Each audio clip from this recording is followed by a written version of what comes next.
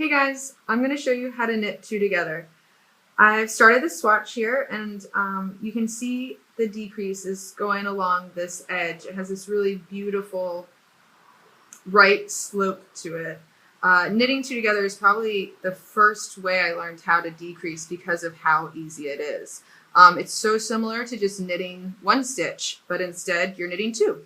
So you take your tip of this right needle, and instead of putting it in just the first stitch, you put it in from front to back, both the first and second stitch. So I'll show you one more time. Right needle, front to back, just like that. Work it just as if you would work one. Pull it off the needle. I'm just going to knit to the end real quickly, see what we've got. You'll often see it in patterns written as K, the number 2, and then tog or T-O-G. And that is its official abbreviation. There we go. One less stitch.